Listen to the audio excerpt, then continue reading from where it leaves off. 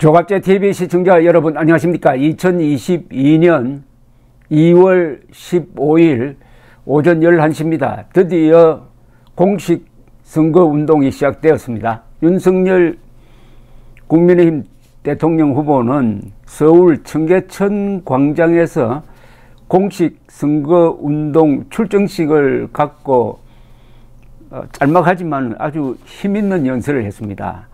이 연설에서 한 문장이 머리에 남습니다. 국민 위에 군림하는 청와대 시대를 끝내고 국민과 동행하는 광화문 시대를 열겠습니다. 청와대에 들어가지 않겠다는 겁니다. 광화문에 있는 정부 청사에 대통령실을 만들겠다는 겁니다. 윤석열 후보가 당선되면은 청와대는 이제 역사의 뒤안길로 사라지게 됐습니다.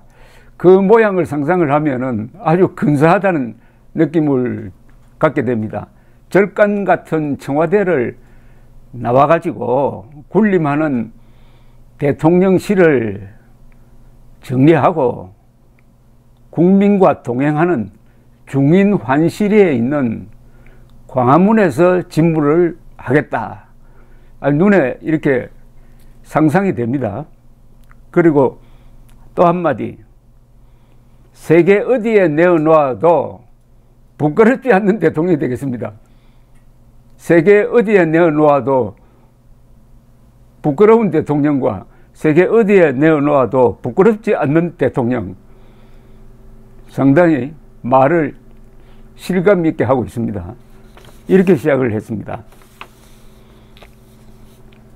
국민들께서 보시기에 민주당 정권 5년간 어땠습니까? 우리 국민을 고통으로 몰아넣었습니다. 철진한 이념으로 국민을 편갈랐습니다. 철진한 이념이란 게 이게 김일성주의라든지 계급투쟁론이라든지 하는 또는 반일 종족주의 이런 걸 말하는 거겠죠. 시장 원리를 무시하고 현장의 목소리를 무시했습니다. 과학을 무시했습니다. 권력을 이용해 이권을 챙기고 내로남불로 일관했습니다. 이게 말이나 됩니까? 여러분, 민주당 정권에서 세금이 오를 대로 올랐습니다. 나라 빚은 1,000조 원을 넘어섭니다. 그런데 집값, 일자리, 코로나 어느 하나 해결된 것 있습니까? 이렇게 막 따졌습니다. 저 윤석열 민생을 확실하게 챙기겠습니다. 국가가 왜 존재합니까? 국민의 생명과 안전을 지키는 일, 그게 국가의 존재 이유입니다. 저 윤석열 국민 모두가 안전한 나라를 만들겠습니다. 안보 대통령이 되겠다는 거예요. 이재명 후보는 위기에 강한 경제 대통령이 되겠다라고 표를 정했더라고요. 튼튼한 안보로 대한민국을 지키겠습니다. 북핵과 미사일, 북한의 도발에는 단호히 대응하겠습니다. 나라를 위해 희생하고 헌신하신 분들을 확실히 예우하겠습니다. 저 윤석열 나라의 위상을 확실히 세워 우리의 자부심을 확고히 세우겠습니다. 대통령의 권력은 유한하고 책임은 무한합니다. 이 명백한 사실을 단 1분 1초도 잊지 않겠습니다. 국민 위에 군림하는 청와대 시대를 끝내고 국민과 동행하는 광화문 시대를 열겠습니다. 진영과 정파를 가리지 않고 실력 있는 전문가를 등용하겠습니다. 고난은 과감하게 위임하고 결과에 대해 분명하게 책임지겠습니다. 무엇보다 참모 뒤로 숨지 않겠습니다. 탁상머리와 철진한 이념이 아니라 현장에서 답을 찾겠습니다. 이 문장도 근사합니다. 탁상머리라는 것은 백면서생이 도상 연습하듯이 끌적여 가지고 그걸 국정에 적용하려다가 탈이 나는 걸 이야기하는 거고, 철진한 이념은 뭐 공산주의죠. 3월 9일 대선 승리로 광화문 시대를 엽시다. 광화문 시대를 엽시다라고 했습니다.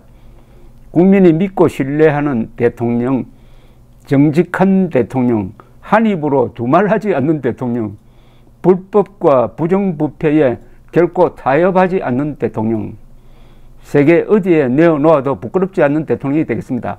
3월 9일 대한민국의 새 역사가 열립니다. 새 역사의 주인공은 바로 우리 위대한 국민 여러분입니다. 자유민주주의 가치를 바로 세우겠습니다. 대한민국을 확 바꾸겠습니다. 이걸 읽어보니까 참 세상이 많이 달라졌다는 생각이 듭니다. 문재인 입에서 이런 연설이 나오겠습니까? 이재명 입에서 이런 연설이 나오겠습니까? 이 연설은 너무나 또 당연합니다.